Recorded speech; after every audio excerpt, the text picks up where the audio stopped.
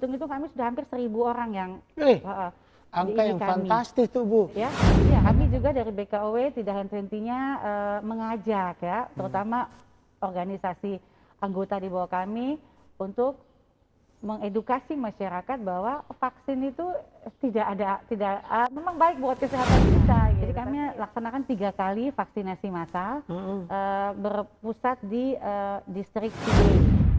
Vaksin ini baik, artinya untuk mencegah kita tertular virus COVID-19, apalagi sekarang sudah ada varian Omikron ya. Jadi, halo, saya Napoleon Fakdawer. Dalam episode kali ini kita bersama Kaki Tanah Papua. Saya jaga koko, jaga saya. Kita akan berdiskusi ringan dengan istri Wakil Gubernur Provinsi Papua Barat, Ibu Lani Lakotani. Saya Lani Lakotani.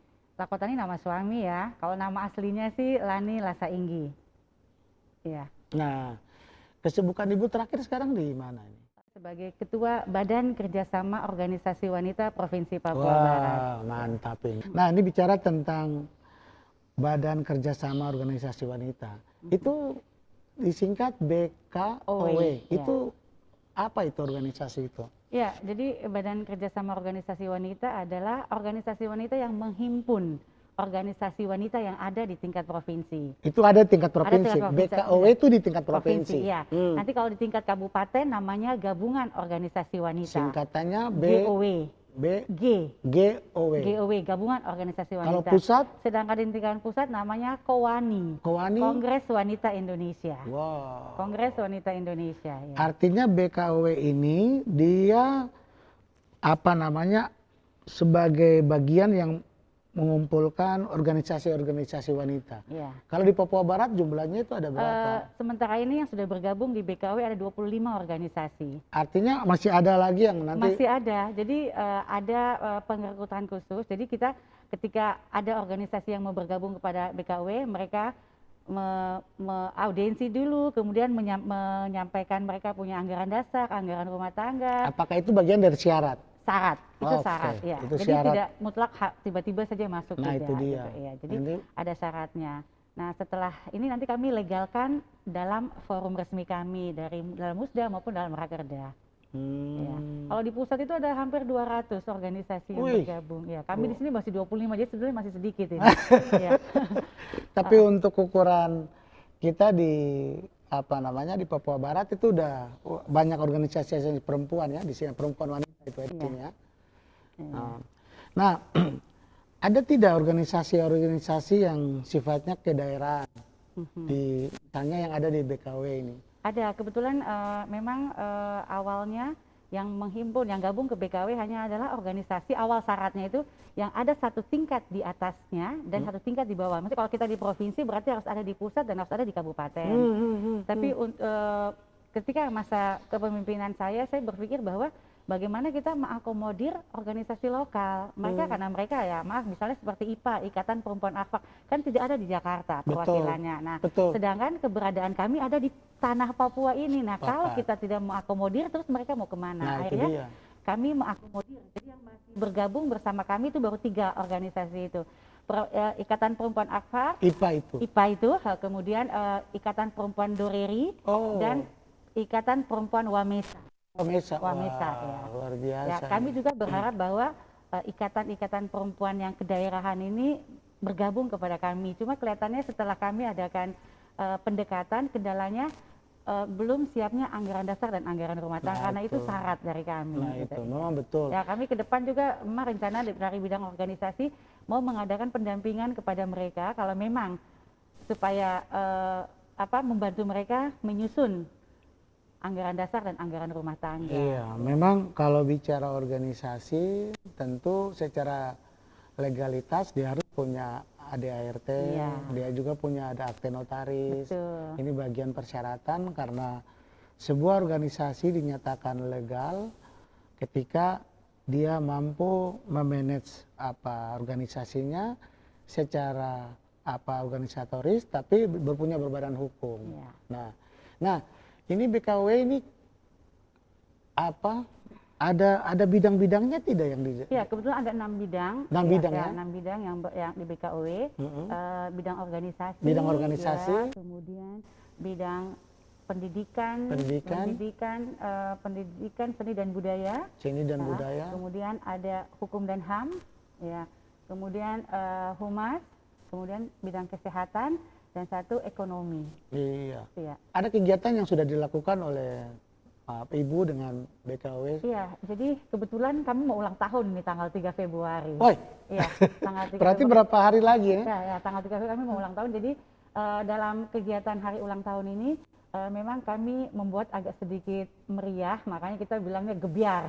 Nah. Karena ini tahun terakhir masa kepemimpinan. Nah, ya seperti diketahui bahwa Ketua BKOW mengikuti jabatan kepengurusannya mengikuti jabatan gubernur dan wakil gubernur. Jadi kalau jabatan gubernur dan wakil gubernur berakhir, ya berakhir pula jabatan kami. Gitu. Ya, jadi gitu. Iya, pendengar.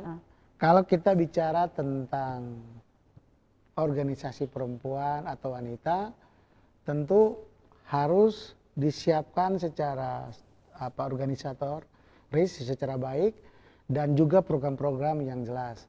Apa yang tadi dijelaskan oleh Ibu Wakil Gubernur, sebenarnya ini menjelaskan bahwa ada kegiatan-kegiatan organisasi perempuan atau wanita yang jujur harus melibatkan kegiatan-kegiatan wanita yang ada di daerahnya.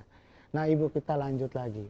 Nah, bicara tentang organisasi wanita ini kan kita ada di tengah-tengah pandemi ini.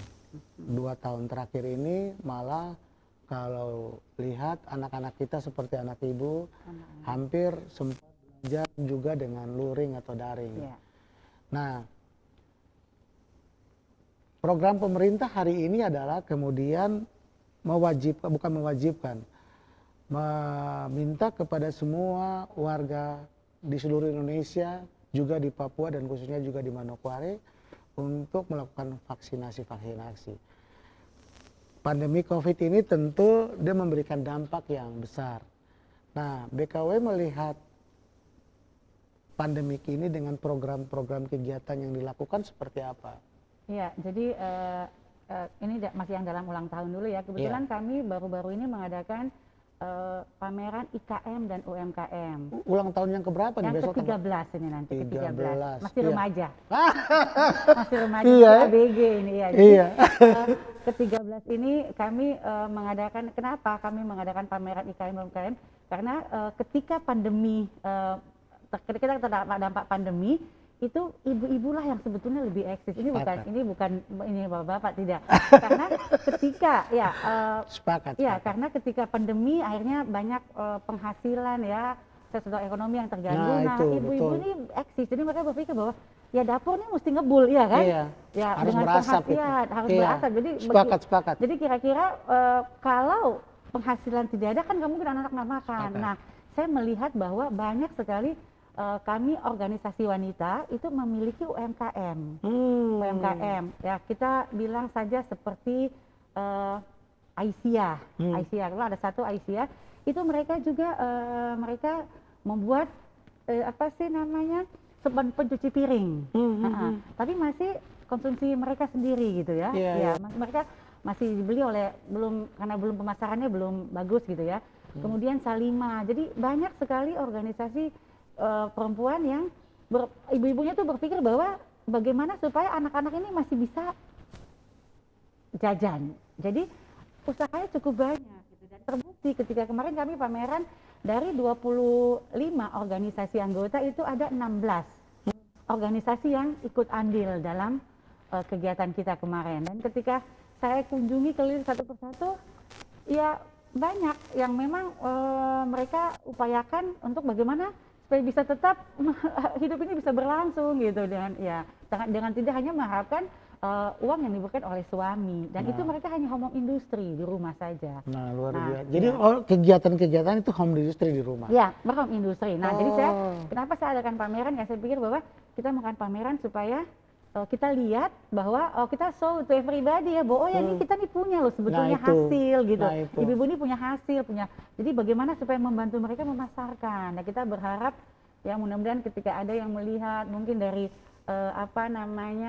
perdagangan atau koperasi gitu, mereka melihat bagaimana lah coba kalau kita mengadakan pendampingan terhadap mereka, itu bukan hanya konsumsi lokal tapi kita bisa membantu mereka untuk ya bisa semakin meningkat. Nah, ini bagus. Di dalam program pemerintah hari ini kita melihat bahwa bagaimana UMKM ini digerakkan, ditingkatkan.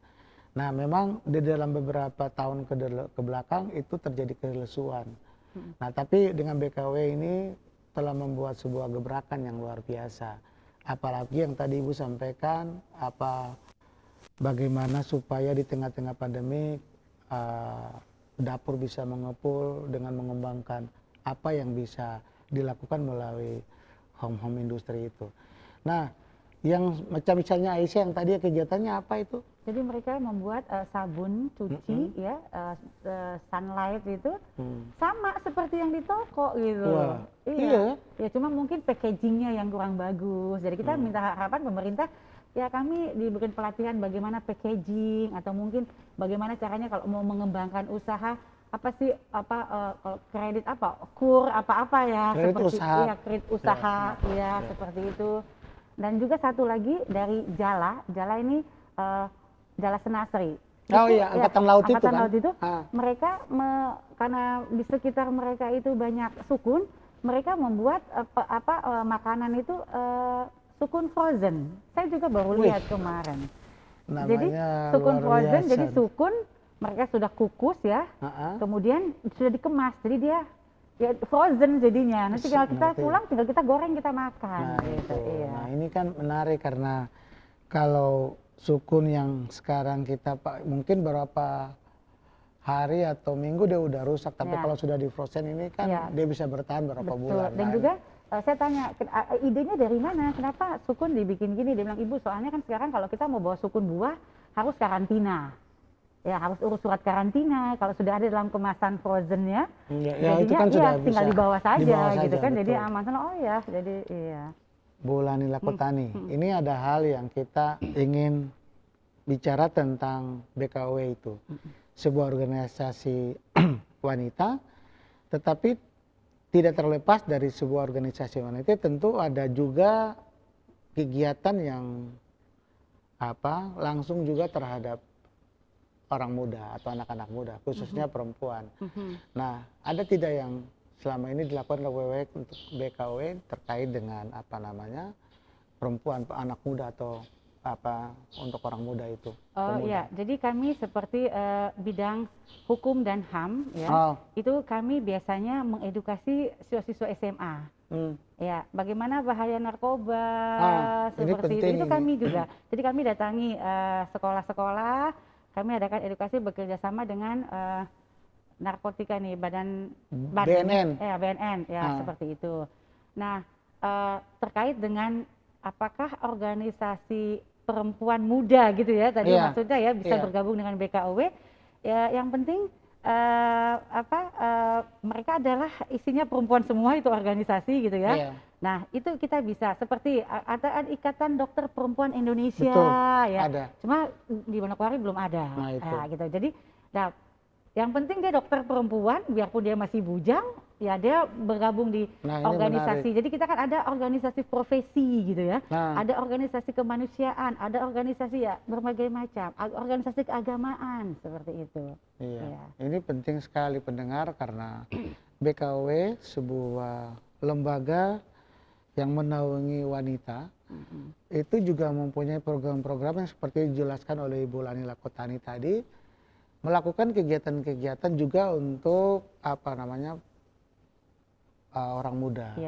Nah, seperti tadi dijelaskan ada juga kegiatan yang profesi. Nah, dan ini seperti tadi disampaikan ada dokter perempuan dan dokter perempuan Indonesia. Nah, saya pikir ini satu hal yang luar biasa dan kita harap BKW ini mampu menjadi inspirasi untuk semua wanita yang ada di Papua Barat. Amin. Nah, ini bicara tentang kembali lagi terkait tentang HUT BKW yang ke-13 ini. Iya. Nah, ada rentetan kegiatan-kegiatan yang sedang dilakukan ke sana? Iya, jadi kemarin kami saja baru mengadakan kunjungan kasih ke Yayasan Santa Maria di SP8 Masni. di Masni, ya. Itu sudah kedua kali kami ke sana karena kenapa? Di sana itu yayasan yang menampung hampir sebaik 90% anak-anak Papua. Wow. Dan anak-anak Papuanya bukan di sini. Jadi ada yang dari Tambrau. Oh, dari kabupaten lain Iya, juga ada di sini. Iya. Ah. Tambrau, ada dari Maibrat, ya. Ada dari Arfak. Jadi terus saya tanya sama suster. Suster bilang, ya ibu memang kita namanya harus berkorban ya, bagaimana meningkatkan, sudah tahu dengan karakter anak-anak yang kita tahu sendiri, saya punya anak juga orang Papua, jadi karakternya seperti apa gitu ya kan. Mereka dibina, ya dibimbing, kadang dong loncat pagar keluar kalau dapat larang. Ya sudah, tapi dibina. Jadi kemarin saya ke sana, saya kasih motivasi, siapa yang mau jadi presiden? Kan saya tanya sama mereka, saya siapa? Rupanya ketika spanduk dipasang, dia bilang, saya Ibu Lani Lakotani. Udah bilang, istrinya Bapak Wakil Gubernur. Mereka teriak begini, siapa yang mau jadi Wakil Gubernur? Mungkin saya gitu. Saya bilang, jadi kalau mau jadi Wakil Gubernur harus gimana? Harus belajar Ibu gitu ya. Jadi interaktif dengan mereka, ya, kita bagaimana mengedukasi mereka gitu. Tapi menurut saya menarik. Tokoh seorang Wakil Gubernur artinya kita mau bilang bahwa itu orang nomor 2. Ke anak-anak di daerah pinggiran itu tahu. Dan bagi saya itu kan hal yang luar biasa. Iya, tapi saya akhirnya bertanya, tahu dari mana? Jadi ketika, kan saya nyampainya belakangan ya, teman-teman sudah pasang spanduk, terus sudah orang tanya, ibu-ibu, Ibu Lani Lakotani ini siapa? Gitu mereka tanya. Mereka tanya di ibu-ibu yang datang, berarti sebetulnya ya kemampuan punya gitu. Mereka cukup nalarnya bagus, terus mereka tanya, oh itu istrinya Bapak Wakil Gubernur. Terus dia tanya, Bapak Wakil Gubernur namanya siapa? Dikasih tahu lah ibu-ibu, Muhammad Lakotani. Jadi ketika saya tanya, karena mereka nih, namanya Pak Wakil Gubernur siapa? Bapak Muhammad Lakotani. Mereka teriak semua. Jadi saya pikir, ya kalau kita ini dengan baik, betul, mereka saya pasti, pikir, ya. Betul. Semangat. Itu memang betul. Kalau punya hubungan emosional, kerja selalu di masyarakat, tentu akan dikenang. Kalau kita lihat masyarakat ini dengan medsos yang ada itu semakin mendapat banyak sekali berita-berita hoaks. Katanya kalau vaksin nanti dipasang chip, 2 tahun kemudian meninggal. Dan banyak sekali berita-berita hoaks yang menurut saya menghambat proses-proses daripada pelaksanaan vaksin itu sendiri. Kira-kira Ibu tahu tentang vaksin tersebut? Kita BKUW, ini cerita BKUW lagi nih. BKUW kami selama 2 tahun masa pandemi ini sudah membantu pemerintah untuk melakukan vaksinasi massal. Ya, jadi kami laksanakan 3 kali vaksinasi massal berpusat di distrik Sidey. Jadi vaksin pertama, kemudian kami datang lagi untuk vaksin kedua. Nah kemarin baru-baru bulan Desember kami adakan vaksin lagi. Nah satu hal, jadi kalau dihitung itu kami sudah hampir 1.000 orang yang angka yang fantastis tuh Bu. Ya, satu hal yang saya temui bahwa persentase orang Papua itu sungguh sangat sedikit. Nah itu. Menurut Ibu kenapa ya? Kenapa partisipasi kita, teman saudara kita yang Papua untuk vaksin itu rendah sekali?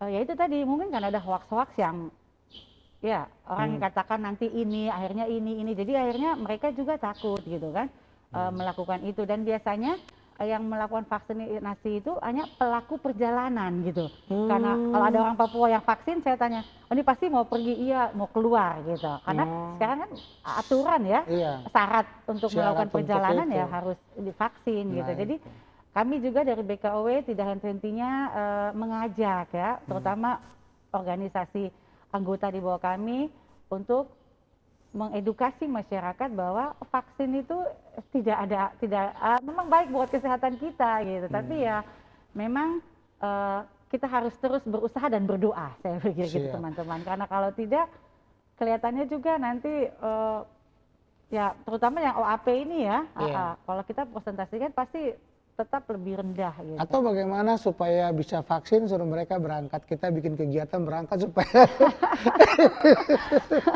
enggak itu Tidak, guyon iya, saya. bercanda. Enggak, bercanda Iya. saja. Tapi yang penting bagi saya vaksin itu sebuah program pemerintah pusat sampai ke daerah Betul. yang hukumnya wajib Dilaksanakan. harus diikuti. Apalagi di tengah-tengah pandemi ini, ya kita harus mewaspadai itu. Betul.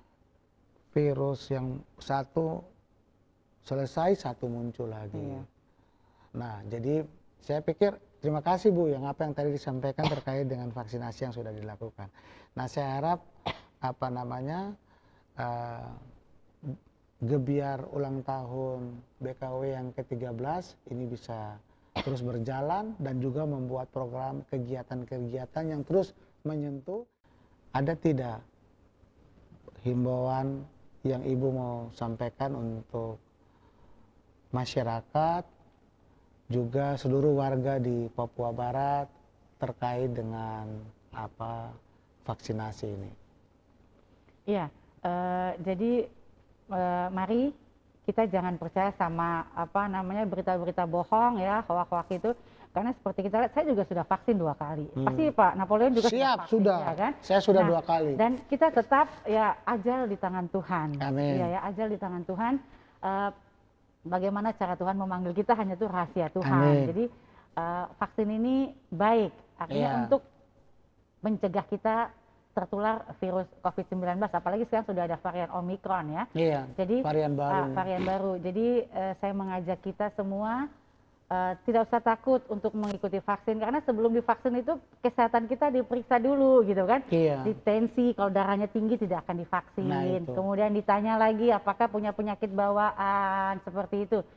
Jadi kalau kita menjawab dengan jujur apa yang ditanyakan oleh petugas kesehatan medis itu, saya pikir pasti divaksin dan tidak akan terjadi apa-apa. Ya. Iya. Dan juga jangan lupa kita harus berdoa, ya. Iya. Berdoa. Kalau ya memang ajal kita di situ, ya siapa yang tahu Iya, gitu ya. Ya. sepakat. Jadi mari kita tidak usah takut dengan vaksin, karena pemerintah pasti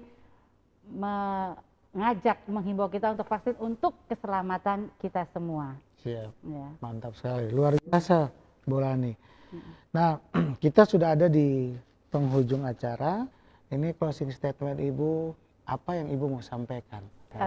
Saya sebagai ketua organisasi perempuan yang menghimpun organisasi perempuan, jadi mari Ibu kita harus semangat, karena kalau kita tidak ikut organisasi juga, organisasi penting untuk menambah pengetahuan kita. Bagaimana kita bisa berinteraksi dengan orang lain dan untuk menambah wawasan kita. Menambah wawasan dengan bergabung di organisasi wanita. Ya, terima kasih Ibu Iya, Lani baik. Lakotani sudah Sama-sama. memberikan waktu untuk kita diskusi dan berbincang-bincang di pagi hari ini. Pendengar dimanapun berada, saya Napoleon Fakdawer mengakhiri episode kali ini bincang-bincang bersama Ibu Wakil Gubernur Lani Lakotani, dan kita akan ketemu dalam episode yang berikut. Saya jaga ko jaga saya. Selamat pagi. Salam sehat untuk kita semua.